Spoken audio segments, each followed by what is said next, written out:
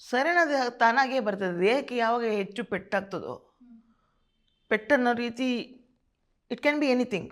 ದೇಹಕ್ಕೆ ಎಷ್ಟು ಪೆಟ್ಟಾಗ್ಬೋದು. ನನಗೆ ಸರ್ಜರಿ ಮುಖಾಂತರ ಪೆಟ್ಟಾಯಿತು, ಒಬ್ಬರಿಗೆ ಗಾಯದ ಮುಖಾಂತರ ಪೆಟ್ಟಾಗ್ತದೆ. ದೇಹಕ್ಕೆ ನಾವು ಎಷ್ಟು ಪೆಟ್ಟಾಗ್ತದೋ ಮಾನಸಿಕವಾಗಿ ನಾವು ಅಷ್ಟು ಸ್ಟ್ರಾಂಗ್ ಆಗ್ತೇವೆ. ಕಾಂಪನ್ಸೇಟ್ ಆಗ್ತದೆ, ಆಟೋಮೆಟಿಕಾಗಿ ಕಾಂಪನ್ಸೇಟ್ ಆಗ್ತದೆ. ಇದಕ್ಕೆ ನಾವು ಬೇರೆ ಎಕ್ಸಸೈಸ್ ಮಾಡಬೇಕು, ಎಲ್ಲ ಛಲ ನಾವು ತೆಗೆಸ್ಕೋಬೇಕು ಅಂತೇನಿಲ್ಲ. ನಮ್ಮ ಜೀವನ ಕಲಿಸುವಂಥ ಪಾಠದಲ್ಲೇ ಹೋಗಬೇಕು. ನಮಗೆ ಎಷ್ಟು ನಾವು ಫೇಲ್ಯೂರ್ ಆಗಿ ಜೀವನದಲ್ಲಿ ನಾವು ನಡೀತಾ ಇರ್ತದೋ ಅದೆಲ್ಲ ಮುಂದೊಂದು ದಿವಸ ನಮಗೆ ಸ್ಟೆಪ್ಪಿಂಗ್ ಸ್ಟೋನ್ ಆಗಿ ಬರ್ತದೆ. ಅದು ಅನುಭವಗಳು ಬರ್ತದೆ. ನನ್ನ ಎಲ್ಲ 36 surgeries is not A super duper surgeries. 60 to 70% ಎಲ್ಲ ಅಟ್ಯೂರ್ ಫೇಲ್ಯೂರ್ ಏನದು. ಆ ಫೇಲ್ಯೂರ್ಸ್ ಏನಾಯಿತು ಅಂದರೆ ನನಗೆ ಆದರೂ ಸಹ ನಾನು ಮುಂದೆ ಇನ್ನೊಂದು ಸರ್ಜರಿ ಬರ್ತದೆ ಅಂದಾಗ ಆಶೆಯಿಂದ ನೋಡ್ತಾ ಇದ್ದೆ, ಈ ಸರ್ಜರಿ ನಂಗೆ ಸಕ್ಸಸ್ ಆಗ್ಬೋದು ಅಂತ. ಒಮ್ಮೊಮ್ಮೆ ಗೊತ್ತಿರ್ತಾಯಿತ್ತು ಈ ಸರ್ಜರಿ ಸಕ್ಸಸ್ ಆಗೋದಿಲ್ಲ ಅಂತ ಗೊತ್ತಿದ್ರೂ ಸಹ ಸರ್ಜರಿ ಆಗಲೇಬೇಕಾಗ್ತಿದೆ. ಬೇಕಾದ್ರೆ ಯಾವುದೋ ಒಂದು ನರ್ವ್ ಕಟ್ ಮಾಡಬೇಕು, ಯಾವುದೋ ಒಂದು ಟಿಶ್ಯೂ ಸರಿ ಮಾಡಬೇಕು, ಏನೋ ಒಂದು ಮೆಡಿಕಲ್ ಇದ್ದಿರ್ತದಲ್ಲ. ನನ್ನ 19ನೇ ಸರ್ಜರಿ ಬಂದಾಗ ಒಂದು ಸಣ್ಣದು ಒಂದು ಎಕ್ಸ್ಟ್ರಾ ಬೋನ್ ವಾಸ್ ಫ್ಲೋಟಿಂಗು ನನ್ನ ಹಿಪ್ ಹತ್ರ. ನಮಗೆ ಮಸಲ್ಸ್ ಎಲ್ಲ ಸ್ಟ್ರಾಂಗ್ ಆಗಿರೋದಿಲ್ಲಲ್ಲ, ಅದರಿಂದ ಎಕ್ಸ್ಟ್ರಾ ಎಲಿಮೆಂಟ್ ನಾವೇನು ಹೇಳ್ತೀವಿ, ಎಕ್ಸ್ಟ್ರಾ ಬೋನ್ ಆಗಲಿ ಮಸಲ್ ಆಗಲಿ, ಅದು ಅಲ್ಲಿ ಸ್ವಲ್ಪ ಸ್ವಲ್ಪ ಆಚೆ ಈಚೆ ಓಡಾಡ್ತಿರ್ತವೆ.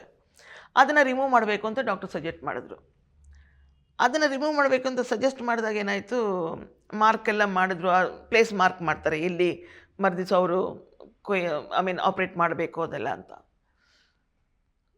ಆಪ್ರೇಷನ್ ಥಿಯೇಟ್ರಿಗೆ ಹೋದಾಗ ನಾನು ಸ್ವಲ್ಪ ಟಾಕಟಿವ್ ನೇಚರ್ ನಂದು, ಸ್ವಲ್ಪ ಫ್ರ್ಯಾಂಕ್ಲಿ ಸ್ಪೀಕಿಂಗು ನೇಚರ್ ನಂದು ಸ್ವಲ್ಪ. ಅಲ್ಲಿ ಹೋದಾಗ ನಾನು ಆಪ್ರೇಷನ್ ಥಿಯೇಟ್ರ್ ಟೇಬಲ್ ಮೇಲೆ ಮಲ್ಕೊಂಡಿದ್ದೇನೆ. ಅನೆಸ್ಥೆಷಿಯನ್ ಡಾಕ್ಟ್ರು ಬಂದರು, ಚಾರ್ಟ್ ಎಲ್ಲ ನೋಡಿದ್ರು. ಆಗ ನಾನು ಸುಮ್ಮನೆ ಇರಲಾರ್ದೆ ಹೇಳಿದೆ, ಡಾಕ್ಟ್ರ್ ಇದು ನಂದು 19th ಸರ್ಜರಿ ಇದು, ನೀವು ಡೋಸೇಜ್ ಅನೆಸ್ಥೆಷಿಯಾ ಬರೆದಿದ್ದೀರಾ. ಅನೆಸ್ಥೆಷಿಯಾ ಡೋಸೇಜ್ ಹೇಗೆ ಕೊಡ್ತಾರೆ ಅಂದರೆ ನಿಮ್ಮ ವಯಸ್ಸು ಮತ್ತು ನಿಮ್ಮ ವೇಟೇಜ್ ಮೇಲೆ ಕೊಡ್ತಾರೆ ಯೂಶ್ವಲಿ. ಅದು ನೀವು ಕೊಟ್ಟಿರೋದು ಸಾಲೋದಿಲ್ಲ ನಂಗೆ ಅನೆಸ್ಥೆಷಿಯಾ ಡೋಸೇಜು. ಯಾಕಂದರೆ 18 ಟೈಮ್ಸ್ ನೀವು ಆ ಒಂದು ಡ್ರಗ್ಗನ್ನು ನೀವು ಆಹ್ವಾನ ಮಾಡಿಕೊಂಡಾಗ ನ್ಯಾಚುರಲಿ ಇಟ್ ಬಿಕಮ್ಸ್ ಇಮ್ಯೂನು ನಿಮ್ಮ ಬಾಡಿ. ಸೊ ನ್ಯಾಚುರಲಿ ನೀವು ಡೋಸೇಜ್ ಹೆಚ್ಚು ಮಾಡಲೇಬೇಕಾಗ್ತದೆ. ಸೊ ಅಂತ ಹೇಳಿದಾಗ ಆ ಡಾಕ್ಟ್ರಿಗೆ ಈಗೋ ತಟ್ಟಿಬಿಡ್ತು ಪಾಪ. ಅವರಿಗೆ ಒಂಥರ ಬೇಜಾರಾಗಿ ಬಿಡ್ತು, ಕೋಪ ಬಂದುಬಿಡ್ತು, ಗೊತ್ತಿಲ್ಲ ನನಗೆ. ನೀನು ಡಾಕ್ಟ್ರ್, ನಾನು ಅನ್ಕೊಂಡೆ ನೀನು ಸುಮ್ಮನೆ ಮಲ್ಕೊಂಬಿಡು ಅಷ್ಟೇ, ನನಗೆ ಗೊತ್ತುಂಟು ಏನು ಮಾಡಬೇಕು, ಎಲ್ಲಿ ಕೊಯ್ಬೇಕು ಅಂತೆಲ್ಲ ಗೊತ್ತುಂಟು, ಎಷ್ಟು ಕೊಡಬೇಕಂತ ಗೊತ್ತುಂಟು, ಶಟ್ ಯುವರ್ ಮೌತ್ ಆ್ಯಂಡ್ ಲೇ ಡೌನ್ ಅಂತ ಹೇಳಿಬಿಟ್ರು. ಆ್ಯಸ್ ಯೂಶ್ವಲ್ ನಾನು ಎಲ್ಲರಿಗೂ ವಿಶ್ ಮಾಡೋದು ಅಂದರೆ ನನ್ನದದು ನೇಚರು. ಅಲ್ಲಿರುವಂಥ ಆಯಾಸ್ ಇರ್ಬೋದು, ನರ್ಸಸ್ ಇರ್ಬೋದು, ಡಾಕ್ಟರ್ಸ್ ಇರ್ಬೋದು, ಅಸಿಸ್ಟೆಂಟ್, ಎಲ್ಲರಿಗೂ ಆಲ್ ದ ಬೆಸ್ಟ್ ಅಂತ ಹೇಳಿ ನಾನು ನಿದ್ರೆ ಮಾಡುವಂಥ ನನಗೆ ಅಭ್ಯಾಸ ಅದು. ಹಾಗೆ ಹೇಳಿ ನಾನು ನಿದ್ರೆ ಮಾಡಿಬಿಟ್ಟೆ.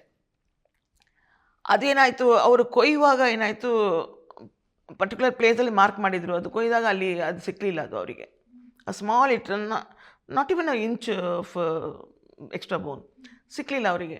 ಅದು ಡಾಕ್ಟರ್ಸ್ ಪ್ಯಾನಿಕ್ ಆಗಿಬಿಟ್ಟು ಕಾಣ್ತದೆ. ಅದು ಎಲ್ಲಿ ಉಂಟು ಅಂತ ಕೊಯ್ಕೊಂಡು ನೋಡ್ಕೊಂಡು ಹೋಗುವಾಗ ಅದು ನನ್ನ ನೀ ಹತ್ರ ಸಿಕ್ತು ಅದು. ಸೊ ಹಿಪ್ಪಿಂದ ನೀ ತನಕ ಅವ್ರು ಕೊಯ್ಕೊಂಡು ಬರುವಾಗ ನ್ಯಾಚುರಲಿ ಏನಾಗ್ತದೆ, ನಾನು ಕೊಟ್ಟಿರುವಂಥ ಡೋಸೇಜು ಕಡಿಮೆ ಆಗೋಯಿತು. ಐ ಓಪನ್ ಮೈ ಐಸು, ಆವು ಅಂತ ಕೂಗಲಿಕ್ಕೆ ಶುರು ಮಾಡಿದೆ. ಅರ್ಧಂಬರ್ಧ ಜ್ಞಾನದಲ್ಲಿ ಆವು ಅಂತ ಕೂಗಲಿಕ್ಕೆ ಶುರು ಮಾಡಿದೆ. ಆ ಹೆದರಿಕೆಯಲ್ಲಿ ಡಾಕ್ಟರ್ ಏನು ಮಾಡಿದ್ರು, ಮತ್ತೆ ಸ್ವಲ್ಪ ಅನೆಸ್ಥೆಷಿಯಾ ಅದು ಕೊಟ್ಟುಬಿಟ್ಟು, ಅಫ್ಕೋರ್ಸ್ ಸರ್ಜರಿ ವಾಸ್ ಸಕ್ಸಸ್ಫುಲ್. ಅದು ರಿಮೂವ್ ಮಾಡಿದ ಮೇಲೆ ಸರ್ಜರಿ ವಾಸ್ ಸಕ್ಸಸ್ಫುಲ್ಲು. ನನ್ನನ್ನು ತಗೊಂಬಂದು ಬೆಡ್ಡಿಗೆ ಹಾಕಿದ್ರು, ಎಲ್ಲ ಆಯಿತು ಅಂತ. ಆ್ಯಕ್ಚುಲಿ ಅದರ ಲೆಕ್ಕ ಪ್ರಕಾರ ನಾನು ಲೇಟ್ ನೈಟಲ್ಲಿ ಕಣ್ಣು ಓಪನ್ ಮಾಡಬೇಕು, ಕಾನ್ಷಿಯಸ್ ಬರಬೇಕು, ಅಥವಾ ಅರ್ಲಿ ಮಾರ್ನಿಂಗ್ ಕಾನ್ಷಿಯಸ್ ಬರಬೇಕು. 2 days ಆದರೂ ನಂಗೆ ಕಾನ್ಷಿಯಸ್ ಬಂದಿರಲಿಲ್ಲ. ಮತ್ತೆ ಎಲ್ಲರಿಗೂ ಹೆದರಿಕೆ ಆಯಿತು, ಈಗ ಏನು ಕಾನ್ಷಿಯಸ್ ಬಂದಿಲ್ಲ, ಏನಾಯಿತು ಅಂದರೆ ಅವ್ರು ಕೊಟ್ಟಿರುವಂಥ ಡೋಸೇಜ್ ಜಾಸ್ತಿ ಆಗಿಬಿಡ್ತು, ಓವರ್ ಡೋಸೇಜ್ ಕೊಟ್ಬಿಟ್ರು. I went off to paracoma for 45 days.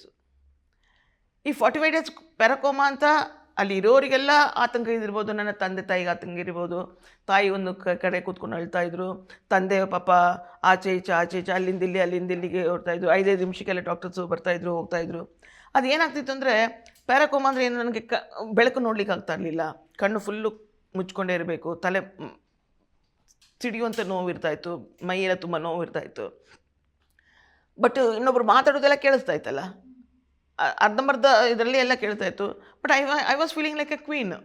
ಯಾಕಂದರೆ ಎಲ್ಲರೂ ಬಂದು ಇಷ್ಟು 5 ನಿಮಿಷಕ್ಕೆ ಇಷ್ಟೆಲ್ಲ ಅಟೆಂಡ್ ಮಾಡ್ತಾರೆ, ಇಷ್ಟು ನನ್ನ ಬಗ್ಗೆ ಮುತುವರ್ಜಿ ತೊಗೊಳ್ತಾರಲ್ಲ. ಸ್ವಲ್ಪ ಯೋಚನೆ ಮಾಡ್ಕೊಂಡು ನಾನು ಹೇಳಿರೋ ಪ್ರಕಾರ ಡೋಸೇಜ್ ಕೊಟ್ಬಿಟ್ಟಿದ್ರೆ ಈ ನೋವು ನನಗೂ ಇರ್ತಿರಲಿಲ್ಲ, ಆತಂಕ ಡಾಕ್ಟರ್ಸ್ಗೂ ಇರ್ತಾ ಇರಲಿಲ್ವಲ್ಲ ಅಂತ ಆವಾಗ ಅನ್ನಿಸ್ತಾ ಇತ್ತು ಅಷ್ಟೇ. ಅದಾದ ನಂತರ ಅಗೈನ್ 26th or 27th ಸರ್ಜರಿಗೆ I had to meet the same anesthesian doctor. ಅವ್ರನ್ನ ಮತ್ತೆ ಮೀಟ್ ಮಾಡಿದಾಗ ಅವ್ರು ಚಾರ್ಟ್ ನೋಡಿದ್ಗಳೇ, ನೀನು ಸೇಮ್ ಮಾಲ್ತಿ ಹೊಳ್ಳ ಅಲ್ವಾ ಅಂತ ಹೇಳಿದ್ರು. ಹೌದು ಡಾಕ್ಟರ್ ಅಂತ ಹೇಳಿದ್ಮೇಲೆ ಅವ್ರು ಒಂದೇ ಒಂದು ಮಾತು ಹೇಳಿದ್ರು, ಸಾಷ್ಟಾಂಗ ನಮಸ್ಕಾರ ನಿನಗೆ, ಈಗ ನಾನು ಎಷ್ಟು ಡೋಸೇಜ್ ಕೊಡಬೇಕು ಹೇಳು ನೀನು ಅಂತ ಹೇಳಿದ್ರು. ಇದು ನಾನೇನು ಹೇಳಲಿಕ್ಕೆ ಆ ಟೈಮಲ್ಲಿ ಅದು ಒಂಥರ ನಗೆ ಪಾಟ್ಲಾಗಿದ್ದಿರ್ಬೋದೇನೋ. ಅದು ಯೋಚನೆ ಮಾಡುವಾಗ ಏನಾಗ್ತದಂದರೆ, ಇದೆಲ್ಲ ನಾವು ನಮ್ಮ ಲೈಫಲ್ಲಿ ಬರಬೇಕು, ಈ ಕ್ಷಣಗಳನ್ನು ನಾವು ಅನುಭವಿಸಬೇಕು ಅಂತಿದ್ದರೆ, ಐ ಥಿಂಕ್ ಯಾವ ಯೂನಿವರ್ಸಿಟಿ, ಯಾವ ಕಾಲೇಜು, ಯಾವ ಸರ್ಟಿಫಿಕೇಟ್ಸ್ ಈಸ್ ನಾಟ್ ರಿಕ್ವೈರ್ಡ್. ನಮ್ಮ ಜೀವನವೇ ದೊಡ್ಡ ಯೂನಿವರ್ಸಿಟಿ ಅಲ್ವಾ, ನಮ್ಮ ಲೈಫೇ ದೊಡ್ಡ ಯೂನಿವರ್ಸಿಟಿ ಅಲ್ವಾ.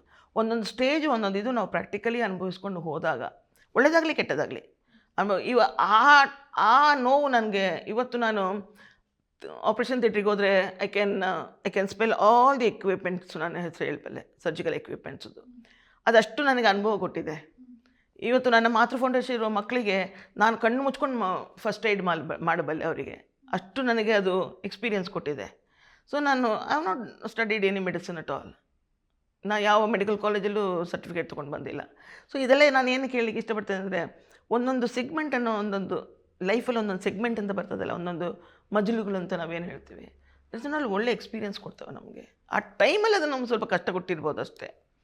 But once you look back ಅಲ್ಲ, one of the wonderful experiences ಅದು.